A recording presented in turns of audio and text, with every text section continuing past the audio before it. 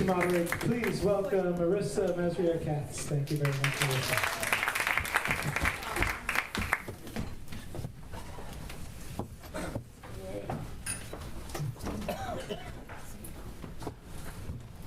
Well, thank you so much, everybody, for being here. I had the great pleasure, actually, of recently going to Berlin to meet with Deborah Feldman, who wrote Unorthodox, and it really made me think about the process that Anna and Alexa that you went through in terms of what was it for you when you read this book?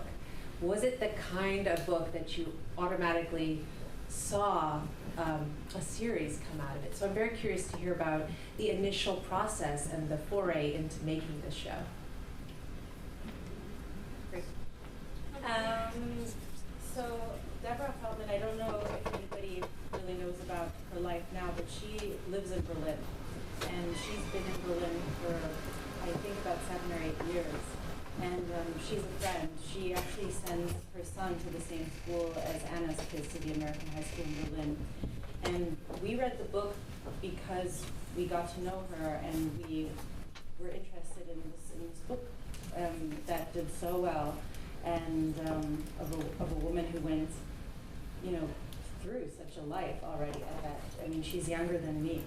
And Anna and I at the time wanted to make a show about, in a way, something else. Anna is Jewish American who lives in Berlin. I'm a German Jew who lives in the United States, so a lot of our conversations are kind of the transatlantic dialogue of being Jewish, being American, being, in my case, German-Canadian, politics, all kinds of stuff. And when this book kind of entered our lives, our conversations always drifted towards, in a way, this book and how this woman from a wildly different background than us, and how she finds herself in the middle of our conversation. So in a way, it organically went towards telling her story, or telling a story inspired by her story.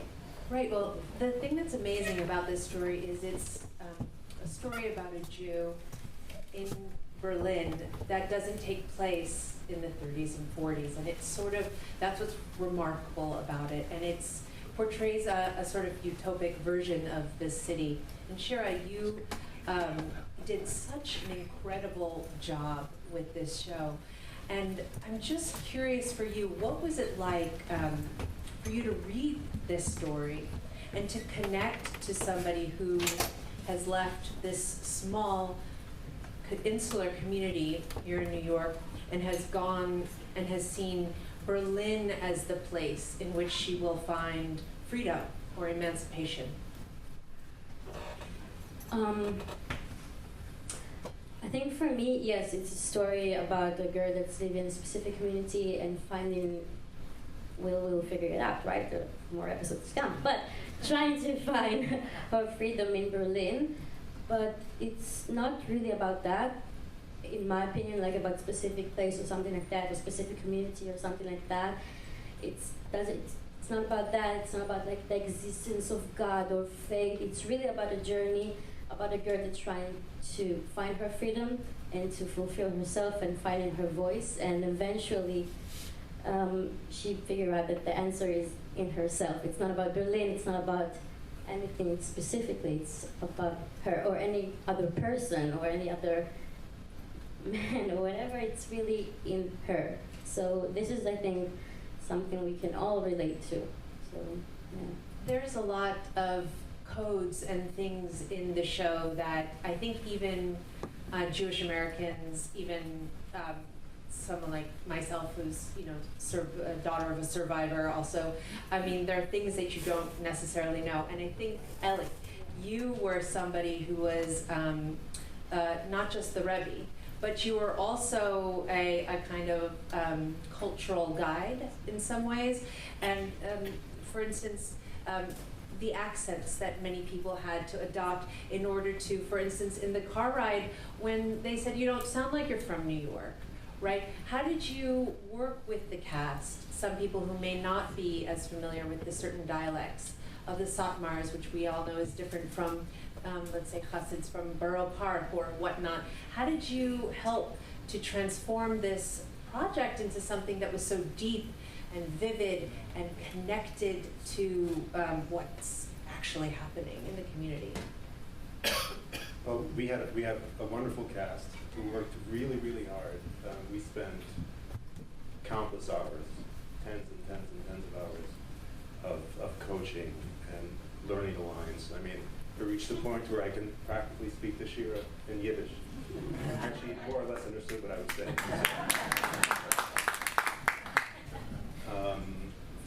But also, obviously, you have to kind of pick and choose. I mean, you can spend 90% of your efforts and time to be almost perfect, and you can spend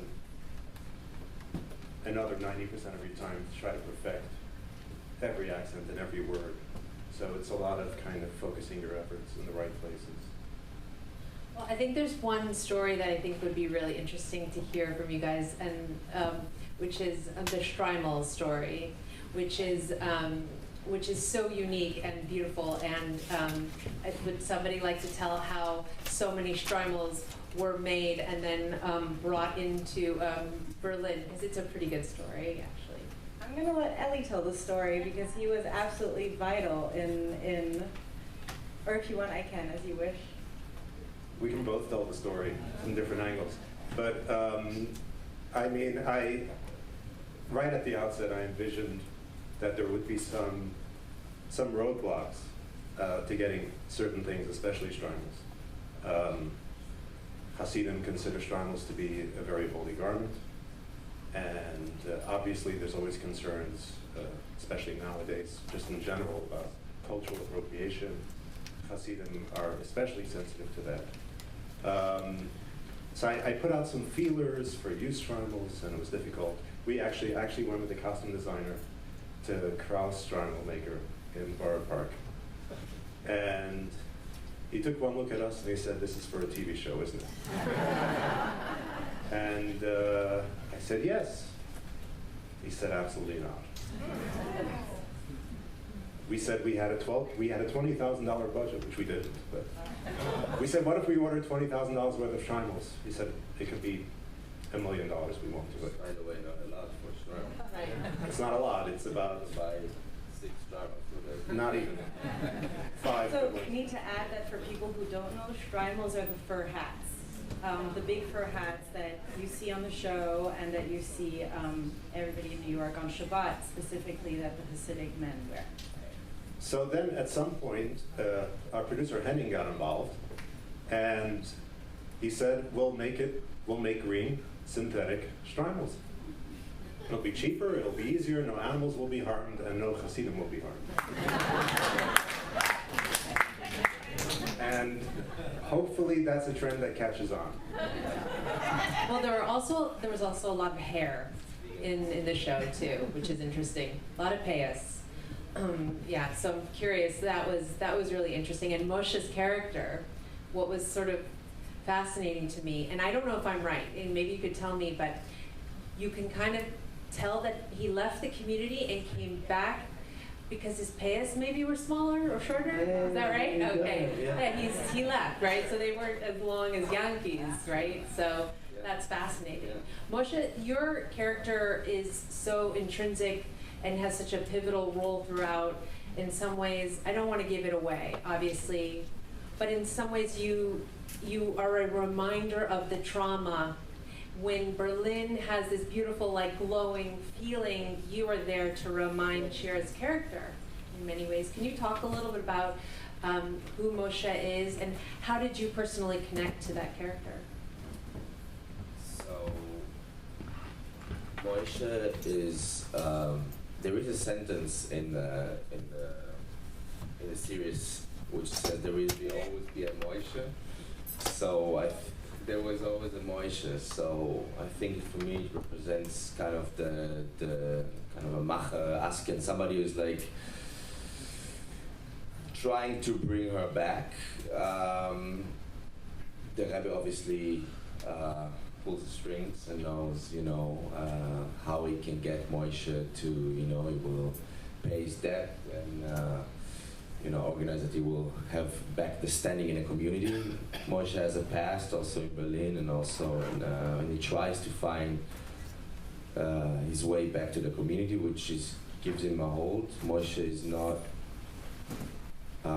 his future is not bright as Esti's. He cannot live the community. He doesn't have the talents that Esti has. So there is one scene. Yeah, I don't wanna give it away. It's you should see it very soon. But it's a reminder also. I think also when we play the scene, I was really also. Of course, the sentences are not my belief, but some of it, what I'm asking. So you're gonna now live in Berlin. So you're gonna be now. You want to raise your children here in Berlin, and I live in Berlin myself. And when you grow up, I grew up in Israel, and you hear all the time like anti-Semitism, and you hear and you say, I cannot hear it anymore. That there is no anti-Semitism. You hear it everywhere, and then you live in Berlin, and then.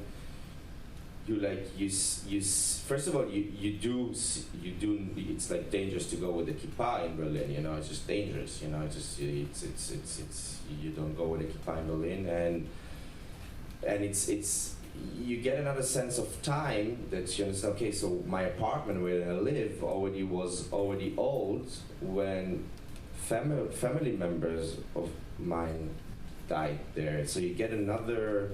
It's not more the abstract black and white pictures of like people moving really fast, it's just, and you do also see that a lot of the Germans didn't work it out. So this is also a reminder of what does it mean. When I moved to Berlin, I was very, I thought, yeah, and the German, like everything is, of course, it worked it out. Like, it's everything being processed already, but it's not. So yeah.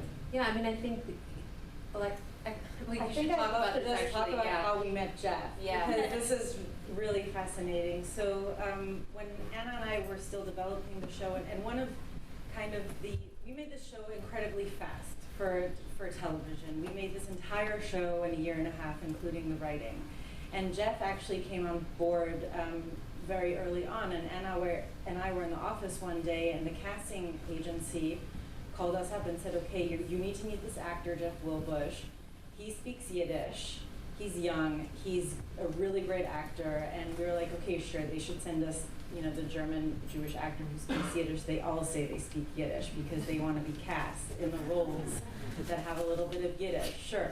And he probably just speaks Hebrew because he's from Israel. Like that, in Germany sometimes in the casting world, things get a little bit muddled, Jewish, Yiddish.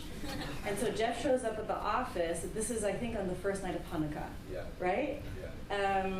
Jeff shows up at the office, and I don't know how it was for you when we met, but basically within 5 minutes it was clear that Jeff is actually completely fluent in Yiddish. He grew up in Hasidic Jerusalem. He now lives in Berlin, is an actor, and then within an hour he was lighting Hanukkah candles, like in our office, and like started singing songs, And so he was pivotal in crafting Moshe because, in the process of researching the show and coming to New York and actually meeting a lot of people who are still in the community, we totally underestimated how many people are still in between the worlds, who kind of live in the community, but some people secret, some people not so secret, are either on their way out or just live in between. And it's actually far more gray than what you would assume if you just get stories about all these communities and the drama through the media. And Jeff, in a way, was so perfect for our Moshe character because I feel, and I don't want to speak for you, but I got the feeling really quickly after meeting you that you often have felt in your life in between worlds. And in fact, Jeff inspired lines in the show that I'm not going to give away because they're still to come, but it was really important. I mean, I remember fights that you would have with our costume designer about if you should be wearing white knee-high socks or not, right? Or with Ellie, actually, is like, and the two of you, both as really exes, like, right? Yeah. We're getting at each other, like, how long should the socks be? Should he be wearing what kind of strimal? Like, and so on. And that was really beautiful to kind of watch and be part of, because that's where Anna and I were kind of like, okay, this is where kind of like our contribution to the writing ends, and you, in a way, know best. Well, Wow. yeah. Thank you. Thank you. No, it's yeah. I think we wanted to open it up to the audience. Yeah. To see if you had a few questions. Yes. How many more shows Sir, are there? sir, please wait for the mic.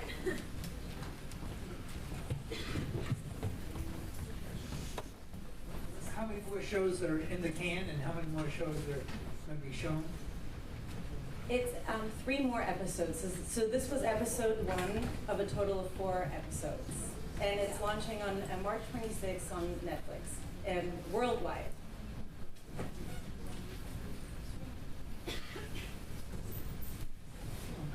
Also, while we're collecting questions, I just need to do a major call out. We have some really, really important cast members here, sitting here in the audience, and I kind of just want to take this moment to have Ronit and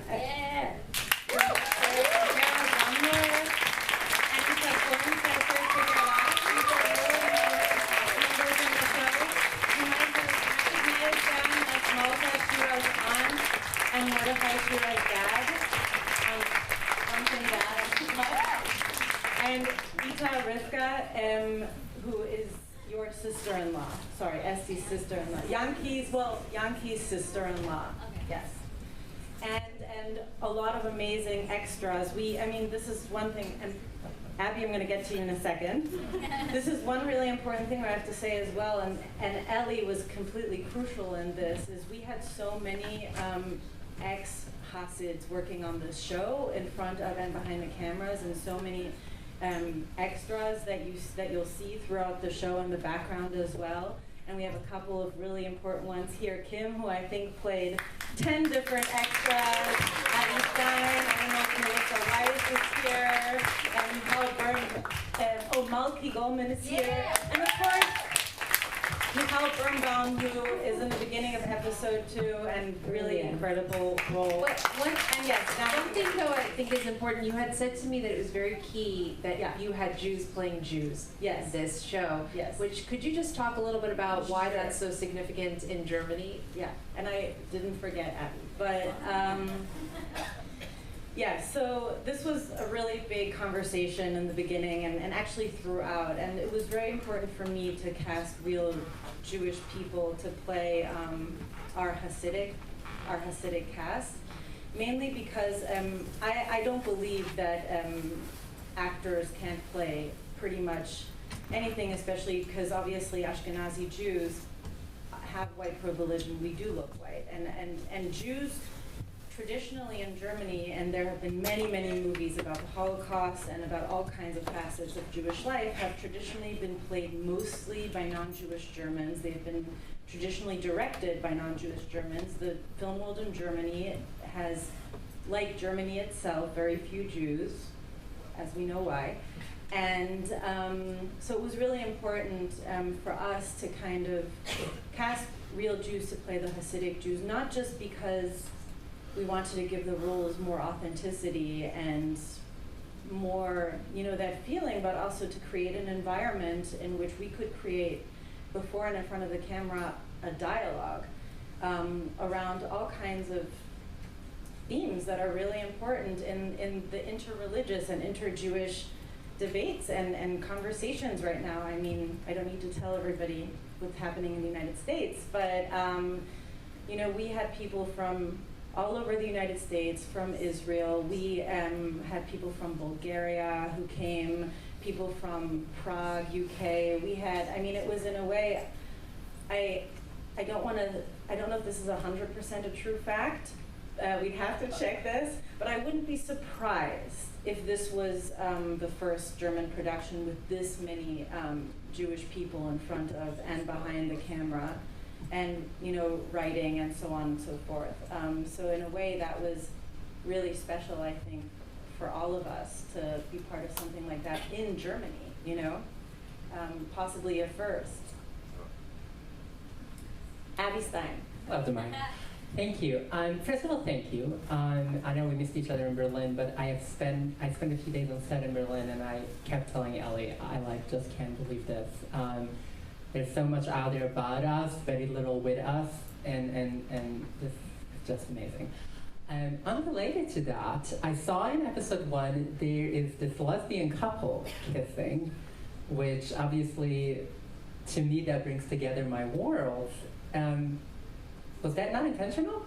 No, I don't think they were a straight couple as far as I recall. Yeah, they kiss. Yeah, they No, kiss not- really quickly. They say hi to each other. There's a makeout. There's a makeout. There are 2 girls out in the streets. Oh, in the street. In the street, Say not hi in to each other. Estie's mom.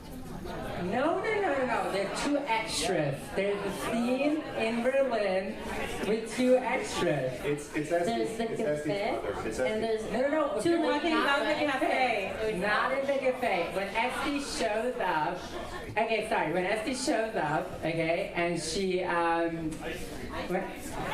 yeah, Estie's mom and her partner. That might qualify as The a coffee spoiler. shop. Then the coffee shop where there are 2 people making out. not in the coffee shop, outside of the coffee shop. In the park where she's sitting on the bench and someone... Are you at the DCC? Steve is talking Hey, about. mom and a girlfriend. Okay, yeah, but I didn't make that up. There's actually a picture. Okay. I just wanted to ask if there was any intention in that, but I guess I'm not going to get an over. I mean, I think you can assume that everything was intentional. it was. Yes, Estie's mother is indeed a lesbian who is married. I'm not sure if that is who Abby meant, but if there were any other women making out, that yes, of course, was intentional.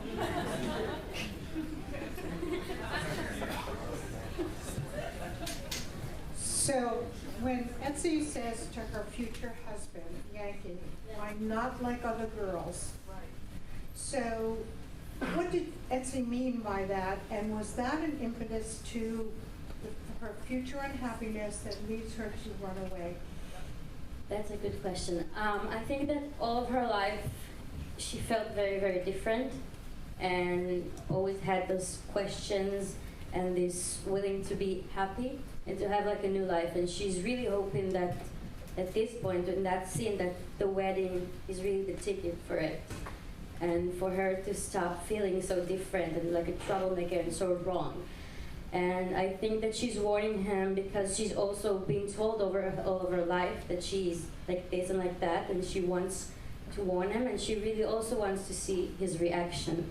Because it's not like she really has the right to choose after that if it's going to happen or not. It is the match, so she's just trying to do the best she can in this situation and to see who is this man that she's about to marry to and how he's going to respond to that.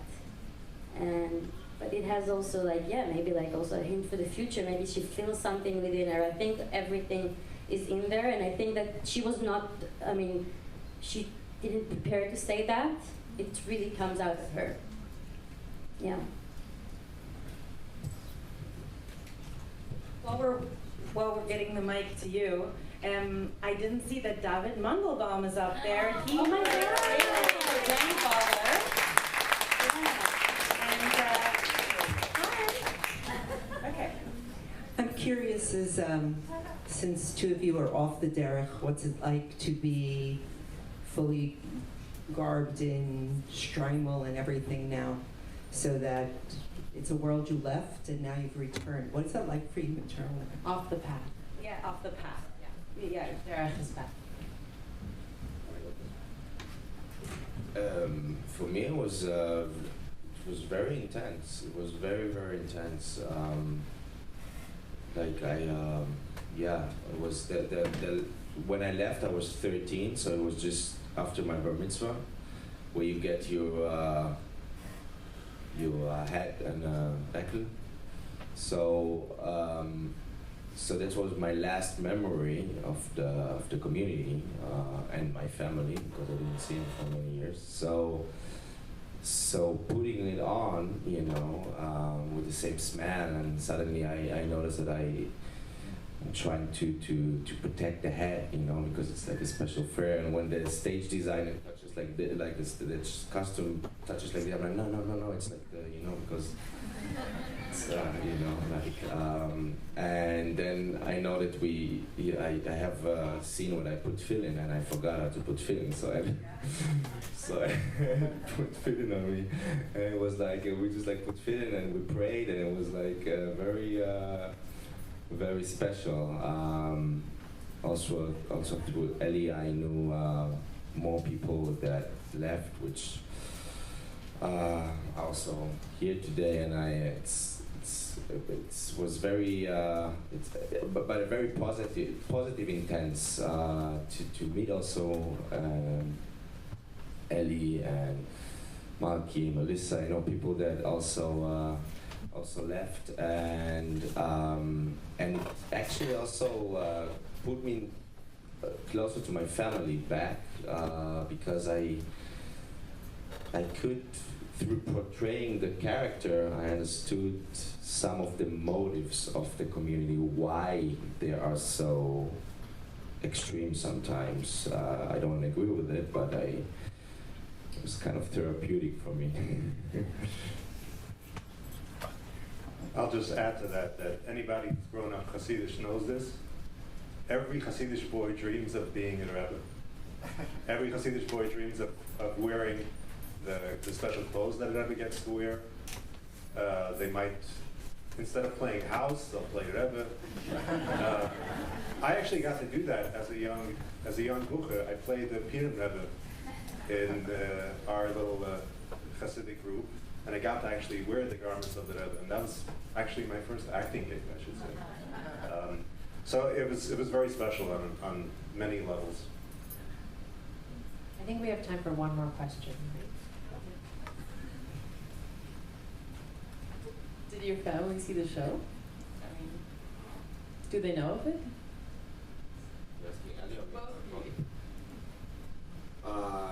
No. Like the show is not out yet, but I don't think they will. My mother keeps asking me when it'll come out, and she knows I'm playing a Rebbe. She doesn't really know what it's about, so I'll find out soon enough what her feelings are about it. Yes, I know you wanted to. There's a few more thank yous and a few more people to bring up, so do you want I just want everybody who worked on the show in front of and behind the camera to come onto stage right now. Right now. Also, I know there are like some camera people here who are on the New York set. I wasn't there because I was in Lakers, but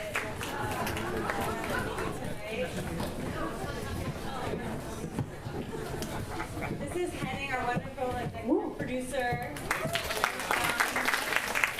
Here's for me. And yeah, thank you everybody for coming.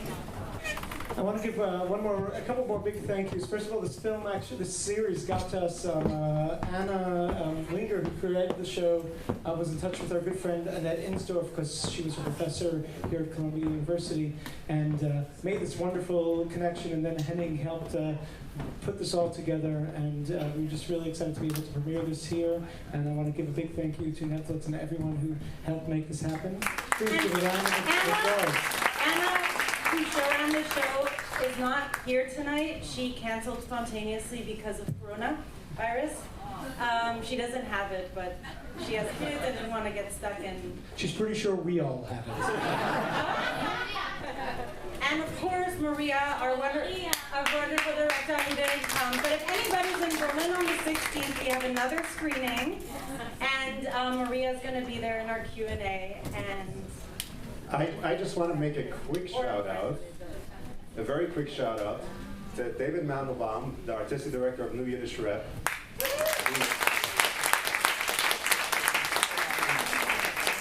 besides for playing Zadie, we had one day in New York to fill the entire Yiddish-speaking cast. And we set up auditions with pretty much all the members of New Yiddish Rep, and most of them got cast. So. And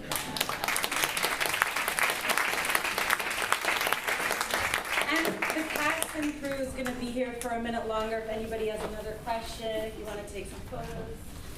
Shira.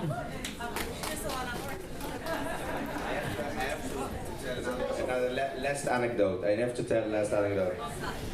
So there is a scene. I'm not gonna. No. I'm not gonna spoil it or anything. But like, it's a serious scene in Berlin, and we were so tired, and then like come people, and they recognize Shira. They're like, can we take it? And we were like so tired, but like she gave everybody. So even in Germany, in Berlin, like people recognize Shira. So yeah, it was. And one last big thank you to Marissa for moderating this wonderful conversation. A big shout out to Footsteps, who just do amazing work here in the city for people who leave the Orthodox community. They're always a fabulous partner of ours. Thank you all, and we look forward to seeing you here soon. Have a good night.